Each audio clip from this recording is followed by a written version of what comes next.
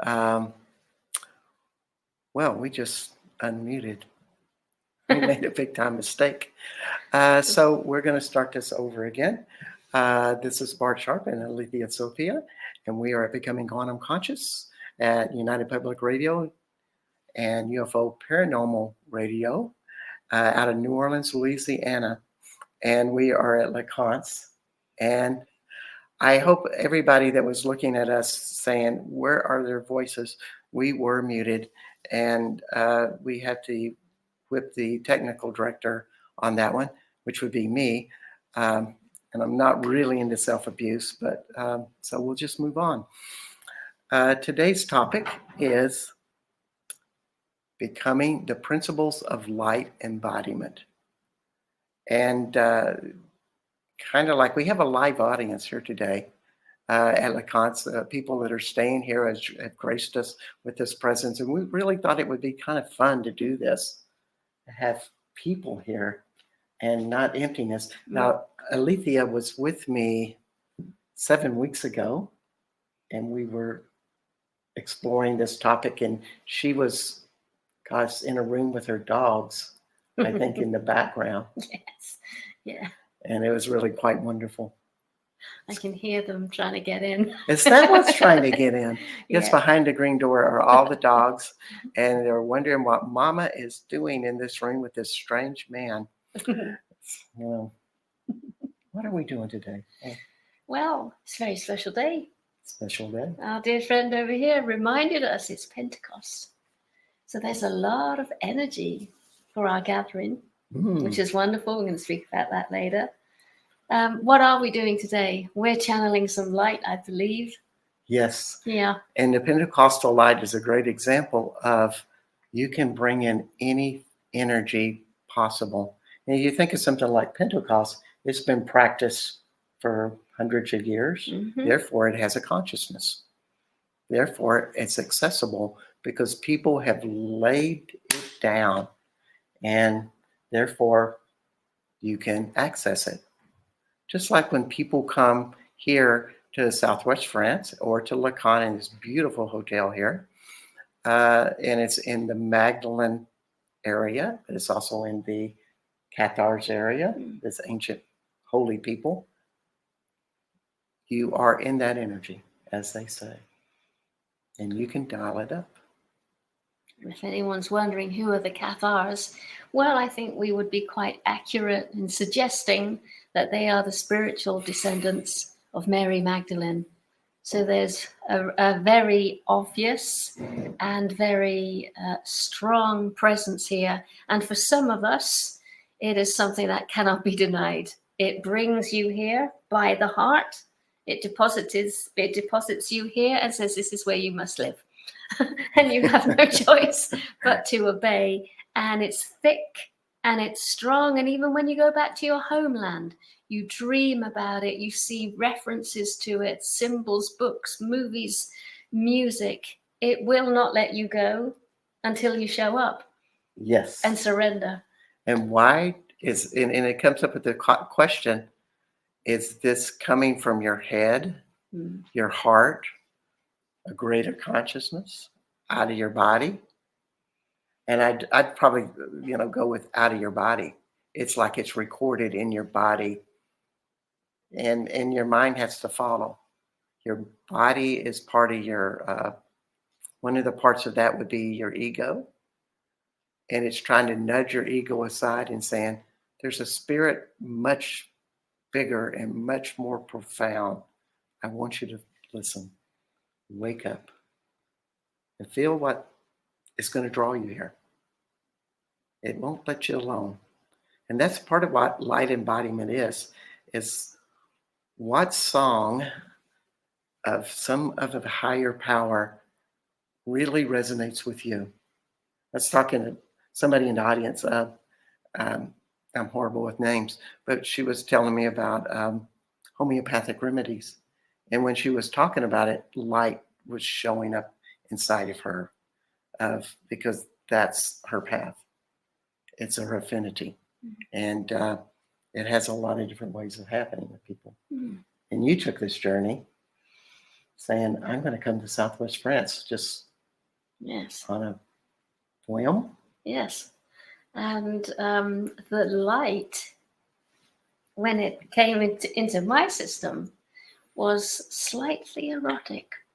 And I do feel that the Magdalene energy and even Jesus Christ has a slightly erotic current.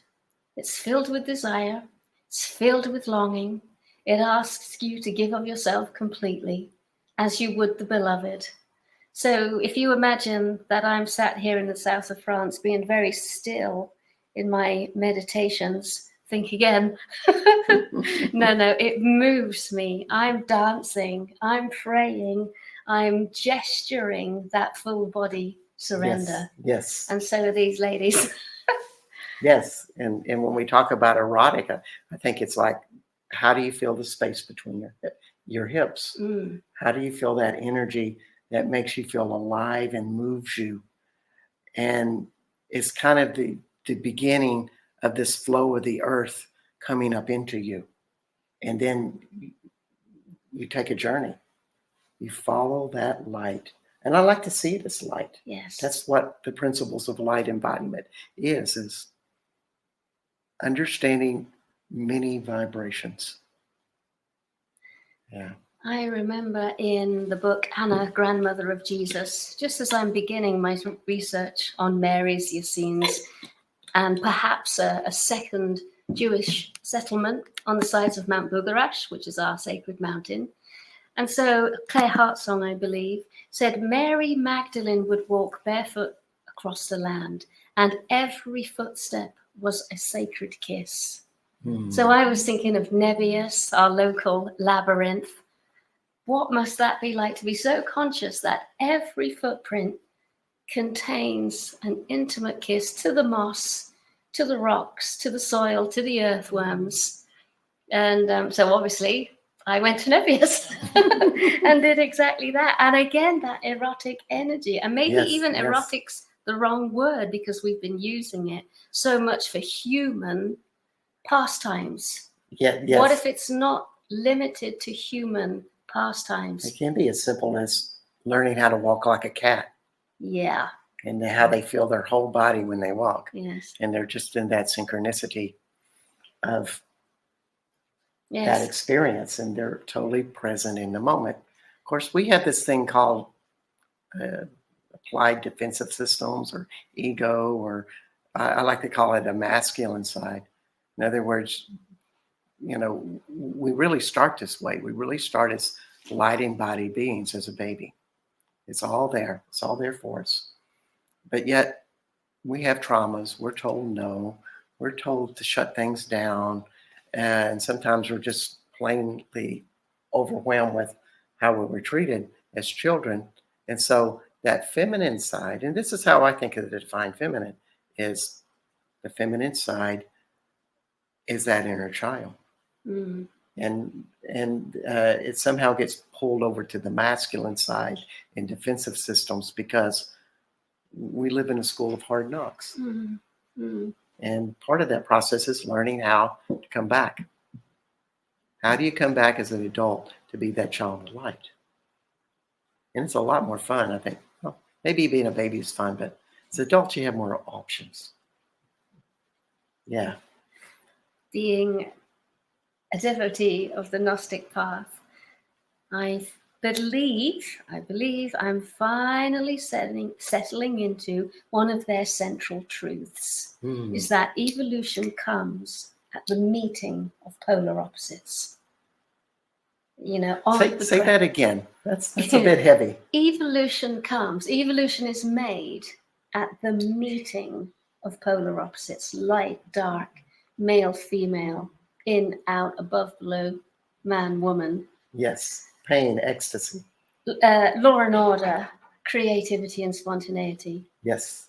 Only when those two show up in equal measure do we change. Well, it creates a necessity. Yeah. It does. Yeah.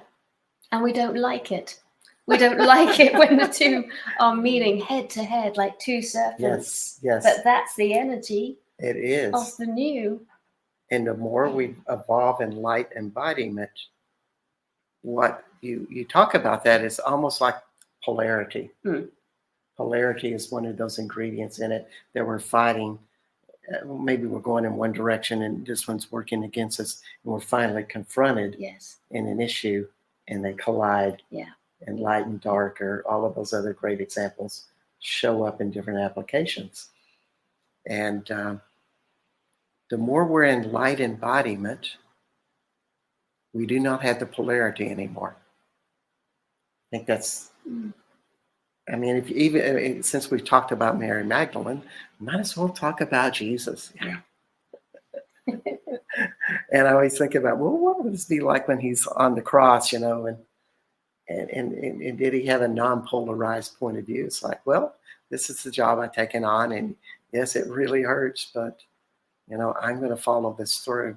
This would be in the most detached way. I've been reading a book called The Gnostic Crucifixion. So in it, I haven't quite taken it all the way down, so maybe a little summarized version is the cross is that intensity and immensity and all the worst of the worst. And on that cross is Yeshua, the highest light of the highest light. And in that meeting is the transformation. So the Gnostic folk say he was having no problem with it at all. He said yes to this. He knew what was coming. And so, the posture wasn't this or this. It was this. That's right. And it's welcome. I welcome it all. And I read the book and went, you passed out. Because it was just so high for me. The truth was so high. Yeah. And so detached. And probably everybody in the audience would say, well, would you like that Christ consciousness? And you're probably going to go, heck yeah. And then you ask them the next question. Are you willing to do the work it takes in your own personal life to be at that state of detachment, vulnerability, allowance, and also to have that with your most deepest, darkest secrets, your deepest, darkest pain and things that have happened to you? Are you willing to look in on that? Because that's another part of light embodiment. The shadow.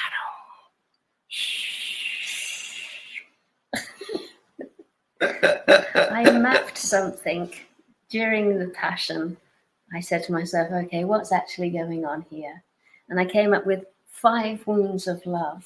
So it's like 5 steps. Can you embody these 5 steps? 5 steps. So it begins with betrayal. And of course, we all know that one in our personal and our intimate lives. Betrayal. Step 2, denial. Step 3, judgment. Step 4, abandonment. Step 5, separation. So those 5 yummy wounds of love or wounds of Christ, can we go through them by ourselves when they come in just by thoughts? Then can we go in them level 2 with another? Indeed. Or alone. I'm a bachelor myself. We're very good at self-generating the wounds of love. Guys, it's weird. It has its ups and downs. It's just a different path. I just did this tour. I'm a tour guide in Southwest France. Just finished my tour season. And I was with women that were all in their upper 60s, one in her lower 70s, and they were therapists. And they did a very visceral, body-based therapy. It wasn't in their heads. It was like, can you feel this inside of you, your anger and all of this stuff? This is the therapeutic work they did for years and years. And they had never been to this land in Southwest France. And as we both know, there's some powerful mojo in this place. And, there's plenty of sacred sites. And those of you who want to go to Southwest France, or those of you here in the audience that are in Southwest France, you got to check out these sites. And, people don't really know how to anticipate them a lot of times because they've never felt anything of such deep feminine presence within the earth as this. We could call it Mary Magdalene or Mother Mary or Sophia, but I think it's even beyond that. So here they are without any experience with this guy leading them. That's kind of funny in itself. But they had the most phenomenal experience because they knew what you were saying earlier, the erotic centeredness and groundedness that comes out of their womb. And we had a great time. Still recovering. And they're flying home today, like going, what happened? Maybe, if they're lucky, you don't want to go back to normal after you experience something like that. You want to see what's going to happen to you. Yeah. So, I always think that that's part of this journey of light is knowing what's going on in your womb. Everybody talks about, well, you should go in your heart. Feel the light in your heart, and that's great. The heart is a really strong muscle and consciousness, and it's very different than the rest of the body. However, we both are between the hip persons. This is the same. That sound like it. She feels it, and she holds that power. And the light embodiment contributes to everything you do. In this area, we call it a sacred feminine vortex. And it's only a matter of time, probably hours actually, upon arrival, that any imbalance, any fear, any awkwardness, discomfort, guilt, shame, or anything that we may have with feminine energy in all of its guises, from, think animals, from messiness and unpredictability and dirtiness. I don't think all that stuff, but I'm just saying it to recognize, of animals. Then if it's not that, it could be the chaos of the weather, and it's just going dark now. Like, oh no, a thunderstorm's coming. Oh, it's sunny again. The chaos and unpredictability of people. We said we'd meet at 3, but you just show up at 5. So the feminine is growing. She's unpredictable, she's wild, she's untamable, and gracious, kind, comforting, tender, profound, deep, wild, mysterious, medicinal. So it's not comfortable being here, and it's certainly not predictable. Not in the winter, especially. No. Yeah. So I always say to folk when they show up, hold on to your hat, buckle up. Anything you have unhealed regarding the feminine is going to show up in about 5 minutes. So it's mothers and daughters and sisters and aunties and grandmas and just the feminine. Yes. In all her guises. Yes. Self. If you're a woman, your self feminine is going to say, hi, I've been meaning to see you for a while. Yes. Yeah. And so as you walk on this land, you feel it underneath your feet. And you pay attention like the cat. Like, what does that feel like? And how is it rising up in my body?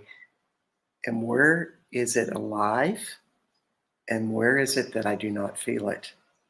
Those are both important to pay attention to while you're on this journey. Then if you can feel the uncomfortable places that you've not felt, and one of the best ways you can do it is like when you start to think about something that's negative, for example, that you've been afraid of, like, don't talk about that. No, don't talk about that. Ask your body, where are you holding that? Where are you holding that? And then allow this light that you've been accumulating to go right around that place and give it light and exposure. And maybe stories will show up. They're like, oh, this is what happened. And now, since that's probably a childhood memory, it's just an energy. That's all it is an energy. And I can change it just like that by bringing in another energy. And that's one of the principles of light embodiment. It is the energy that can change anything inside of you.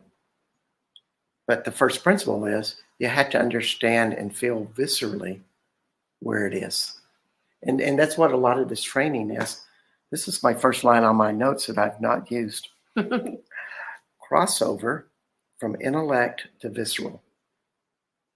So you want to see the intellect of all the stories, and to get out your pad when you're here at Lacan, or when you're in your spiritual sabbatical. Maybe you're in South Texas. That's where I used to go. And you write, and it comes up. But when you get it up present, that's when you feel it. And that's when you use the light. It's one of the really great techniques you can use, even if you just use the light from your heart or from your womb and feel that and just bring it to that pain. And it'll change. This is a great way to change any behavior, anything that you're depressed about or sad about, or any emotion. All of those weird thought forms in the back of your head that just won't go away. This is a great way to disravel them, is by finding where the thing in your head has a location in your body and they work together in negativity. This is like an addictive process. Your negative thoughts, your fears, and what you're afraid of is possibly, for many people, their greatest addiction. Because you get addicted to reliving those things again and again.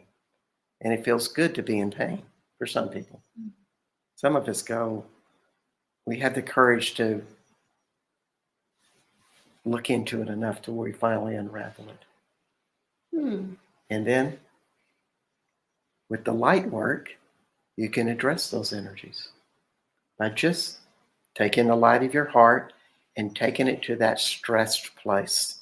And a lot of times of course, on this camera, you can't see my hand go down to my gut, but that's where we usually hold it in our gut, right in here, around our belly button, between our hips, in those locations. And your body will show you this. Your body doesn't want to hold this stuff. It's tired of the weight that you've had to carry. It's not your fault that you've carried it. It's just what you were presented to. But it's your choice and your possibility that you can release it with a lighter vibration. Yeah. There are some voluntary nuns in medieval times. So this is really important. They were voluntary. They were of the Christian faith. They were called the Beguines.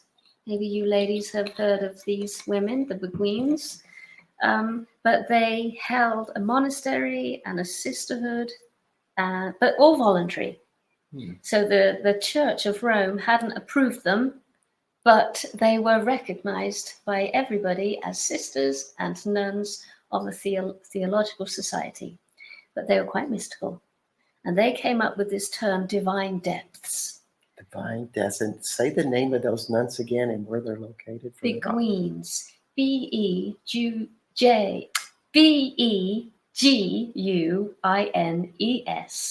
And they were mostly started off in Belgium, then they went to the Netherlands, and then maybe coming down into France, Germany.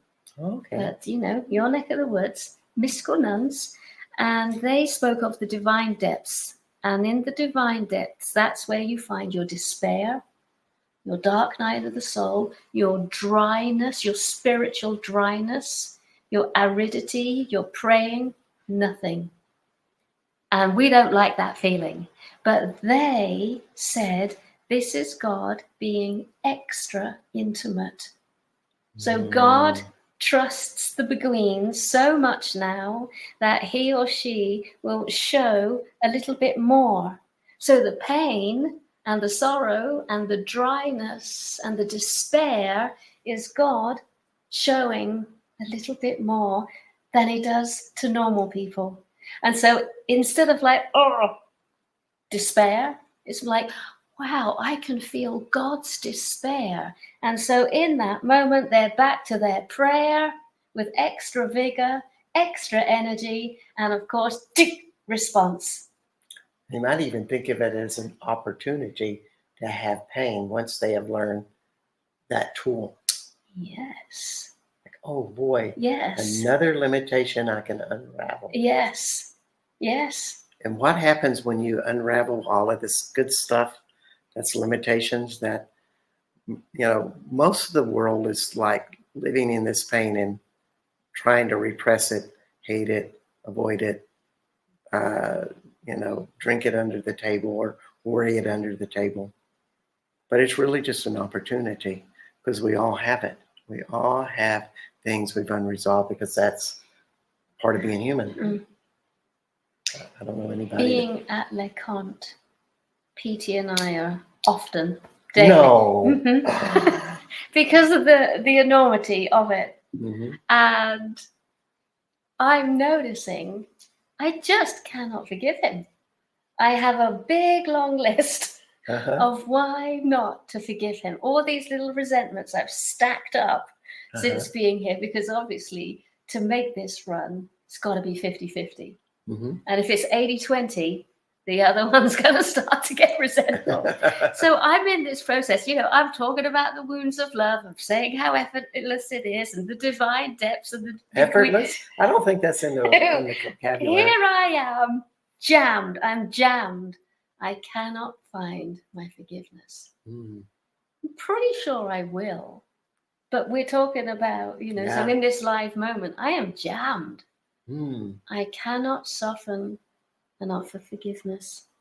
It's always a path going back. Yeah. And for my former wife, she was always my father. Mm. And I had to just really forgive my father and just start seeing how much she was that. Yes. And it's funny because I still have the same emotions with it. Mm. They're just, for me, it was not speaking up enough. Yes. And now I speak up, but I still had the same feelings. Just something has added. The more I become aware, I have more tools to interact because I'm not so attached to my old patterns of how I used to do it. Yeah. It's funny how relationships take us into that. Yeah. Quagmire. Quagmire. Yeah, it's a search. Yeah. Yeah. It's those really pairs is. of opposites again. It really is. Yeah. And part of the light is my head wrap keeps having that lovely relationship with that, and crying and laughter, and having that place with that. That's part of the sacred union. Yeah. I think we both know a term, and maybe the radio audience doesn't know this term, or people here. I'm building kitchen, by the way. Okay. What was that again? Heroes Gamos. Yes. Heroes Gamos. And that is the light between two people. Some people would call it the sacred union. Some people would say it's only between two light beings, like Jesus and Mary Magdalene.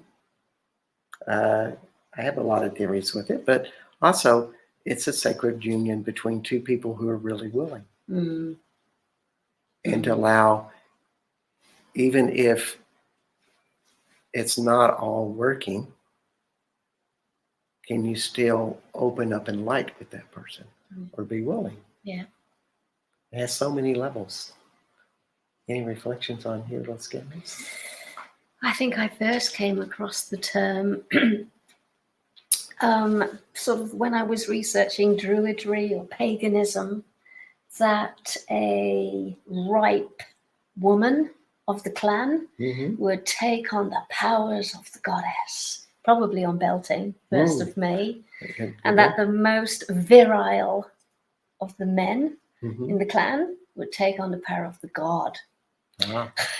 And they would come together and offer one another their everythingness, their complete wide open heart, the luminosity of their spirit, the ferocious depths of their sexuality whilst maintaining the divine presence. So it's a little bit like, let's just say, family constellations.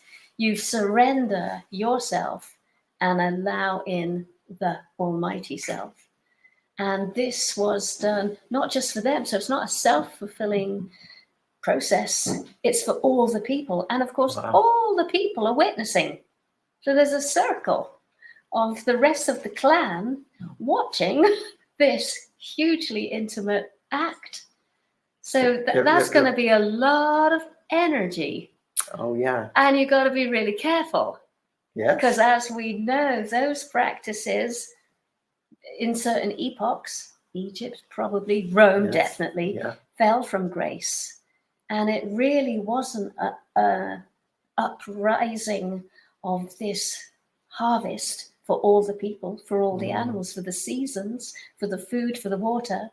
In the end, it became a little bit distorted, and it was just, again, self-fulfilling pleasure, self-fulfilling. Yes. So we have to be, well, I feel, we have to be very careful with the Erios Gamos, and it is true, and it is noble, and it is genuine. And thinking in the States, it's always fascinating with me to be around Europeans, because so many references with the Europeans comes from history. And the Americans, we really don't refer to history too much.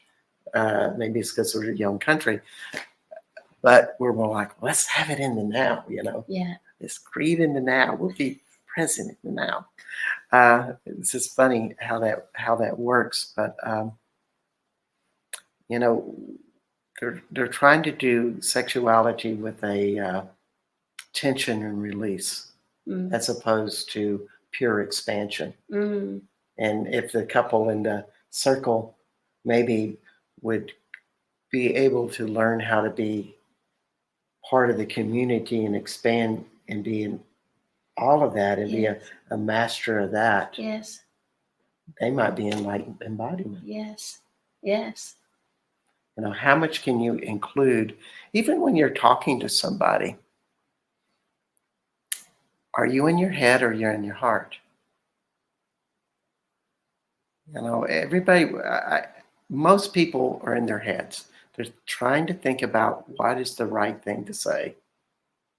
And particularly if they have a desire or a proving, or maybe they feel unconfident. So they go, I have to try harder. And all of a sudden, they become more linear, as opposed to the heart, which opens up. So if these young couple could open that heart up and feel that energy of the whole tribe with them, that they're not alone and everybody had that same feeling, it might be a phenomenal experience. Yeah. And think about we'll go back to JC and Magdalene. What energies were they bringing in when they loved each other? I mean, I think they would do it all the time, but you know, they might be having, I don't know if they drink coffee in those days, but you know, they're having their favorite drink, but they would be totally open. You know, their whole body would feel each other in this interaction, you know. And so when you were bringing in a, you know, Heros Gamos, which would be the lovemaking, or just that divine communion together, it would be so much more than that, which takes a word that's really important: practice.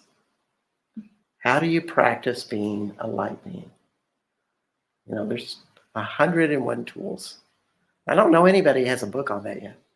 Maybe yours. She just has 10 books. My favorite is Fierce Feminine Rising. It's great. great. But all of these great topics about male and female, sexuality, spirituality, coming together in a big way. Do you remember the movie Avatar? Oh, yes. Of course you do. Of course. That moment when the whole tribe are with the base of the tree, and they've got their tails and they've plugged into the roots of the tree, and you know they're doing their thing. To me, that's Erios Gamos. So it's not like, okay, me and you and and they're secondary. Mm-hmm. We're all in this together. Yes. We are totally expanding and opening and surrendering and letting Indeed. go and in bringing in. Why? We actually don't know. because it's the 1st of May. Just It's Beltane. because. Just Beltane. because. It's just because. Yeah. If it's a good tribe in the ancient days, theoretically, they were doing this together. But I don't know if there's any time in human history that humans have been perfect. No. They have their flaws, they have their jealousies, they have their angers, they have their competitions. And then when they bring them to the rituals, that stuff gets included. Yeah. And it brings up the question. Yeah. How do you bring that into circle? How do you bring those things into your circle to where they're a part of it and then they're acknowledged? And at the same time, you are in a higher place. And I like to think of a British psychologist, David Hawkins, author of Power versus Force. Yes. In one of his videos, he's talking about his shadow, and he had become so affirmed with his shadow. And yet he said, this shadow never really goes. It always talks to you. It always reminds you it's there. But I have no fear about it. In fact, he just said, oh, it's you. What do you got to tell me?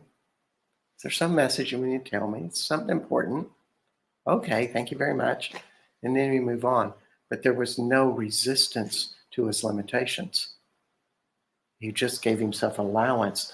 And so when you're with somebody that you love or you're just caring for, and it can just be as easy as this. You tell your body, okay, I know I got repressed anger, or I'm jealous of this person, or I'm trying too hard. I want them to really like me, And can I just feel that and let it set back in the background? Like put it in your left pocket. It's right there, I know where my sadness is, or my depression, or where it is, and I'm going to pay attention to you. But can I step into something unique? And one of the most important things is intention and location. Real estate, it's like location, location, location. You got a great location at LeConte's. It's right by Chateau de Montségur in the woods, very spiritual. It's going to lead you in all kinds of trouble because it's so powerful. I'm getting a little sidetracked. Anyway, so put your location in your heart. And it's really as simple as that. It's put it right here when you talk. When I did a tour group with all of these ladies that were in their 60s, of course, I'm in the same age group, and they're professionals. I'm a self-taught shaman. And it was just like, how do we deal with, the one guy with 6 badass women that were really powerful and they expect you to guide them? How do you deal with that? 2 words: listen, open your heart. Yeah. And the rest will figure itself out. And it's one of the key things about light work and intimacy is, can you keep it right there? Can you love right here? Nice. Yeah. So, where are we going to go next? We've covered a lot of good stuff here. I think we talk really fast. Yeah, I think so. We got a good chatter together. Yeah. We really didn't think we were going to do this together until I came here a couple hours ago. I thought, why don't we play with this together? What do you think? It's like, yeah, let's do this together. And it's a very light. There was no judgments about it. And that's such an important part about light embodiment, is that can you step into the possibility of what it is? and let go of your judgments about where you think it will go. Mm. You know, it's kind of like being in a live audience, or the first time I was on radio and there was lots of people listening and I had no idea who was listening. You have to ask a question. Questions open you up to possibilities and to seeing it very differently. And one of the questions I was asking is, what will it take for me to be here now and not live in a fear? And there's two things about that: opening the question up, but also seeing what you're afraid of in any situation. The question will give you balance with your fear. It'll make your fear more present to you. And that's exactly what you want. It's just like when you're in an argument with somebody, if you can catch yourself and say, what's right about this that I'm not getting? All of a sudden, your higher consciousness will pop in and bring you a different thought. What's the pattern that I'm trying to break? You know, what is the mistake here that I'm making that I've made before? And suddenly, what you're doing is you're getting out of your mind and you're getting into the consciousness of your body, a higher consciousness. And a question gives it permission to show up. And then you start to step into more of a light consciousness. More points of view open. And, you know, and thinking about this group, I think they're my team story today, because it was such a phenomenal experience. It was a win-win for everybody. But I had to be willing to make mistakes and laugh at my mistakes. And these are all the ways that you unravel your ego. Just always be willing to look at your mistakes. And why are we doing ego discussion on a show that's called Principles of Light Embodiment on United Public Radio and UFO Paranormal Radio out of New Orleans, Louisiana? I always have to do that sometimes. So that's where we're on tonight. And why do we do this stuff? It's like your ego and your repressed emotions are like lead weights in your body. Their heaviness, their density, and they really want to be released. But they won't be released unless they're addressed. And when they are addressed, then you start to have a space for more light to come in. And it can come in from so many directions, so many places. So as we sit here at LeConte, we have a source of, and we're just talking about this place. It's a special place, but it can be any place. You can be in Los Angeles, California, in an office building, you know, in downtown LA. There's resources there just as well. So here, light resources. Where do you pull from? And chip in if you have any ideas. First and foremost, your angels. They're always willing to be with you. Right behind you. All you got to do is ask. That's a problem with angels. They really can't come in unless you ask. They have that little primal directive thing, I think, just like Star Trek. Of course, LeConte, there's tons and millions of trees around here. Trees are almost like an infinite source. So you have an infinite source of nature all the way around you. If you ever really just leaned up against a tree and allow that energy to come into you, you know what I mean? It's an infinite source. Of course, you have Gaia. Of course, you have this spring out back that is all of this water from source of Gaia. Of course, you have fairies. You have the Fae. You have the land of Mary Magdalene and the sacred feminine. Mm-hmm. All at your resource. And that's just from the top of my head. Just like if it was in Austin, Texas, and I wanted to hook into Austin, Texas, which is where I live when I'm not in France. I'm picking up on the inventiveness of the people. This feeling that anything is possible. That's why I love about Americans. They kind of have this brash. Anything's possible. We can do it. It's kind of like that in Austin, Texas, particularly. So yeah, that's a great energy to tap into. Yeah. If you're tapping into in your office in Los Angeles, you're got all of these people focused. And you go, wow, I'd like to connect to that infinite intensity consciousness of hyper focus that everybody has, and have that energy within me that is available. If you're in Keon, this is a town nearby that I'm staying, there's a lot of people retired. And you got to think, gee, these people must have a lot of power because they have been able to create their lives where they get to go live in Southwest France all the time.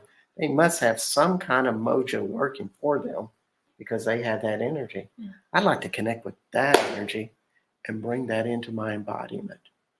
Like anything that you can bring in that. And that's really all it is like you start to get the feel of what it's like to be around all of these powerful people that have accomplished many great things that live in Keon. And start to feel them, feel that embodiment, and allow it to come into your body. I use this statement. This is an access consciousness statement. When we think about people that have done this stuff, they're very inventive. So let's work with inventiveness. But the access consciousness statement I use is I invite the infinite intensity of consciousness of any particular energy to activate. And it starts to come in, and I multiply it 1 billion times 1 billion times 1 billion. So I want you to think about all the inventive people that are around. And if you live in Keon, you might think about all of the people that are really powerful. And there's a lot of retired English people. And the one thing I like about the English, there's a lot of people who listen to this on United Public Radio and UFO Paranormal Radio from the UK. And what I like about the English is they're very powerful people. They just have something in their womb that is powerful. They get things done. Little bitty island controlled the world at one time. That's kind of phenomenal. So think of that power, what that is, the power of that people that invent, that hold power inside of them. So we invite the infinite intensity of consciousness of the light of that power to activate in all of us 1 billion times 1 billion times 1 billion times 1 billion times 1 billion times 1 billion times 1 billion times 1 billion times 1 billion times 1 billion. Right, wrong, good, bad, pot, all 9 shorts, boys, and beyonds.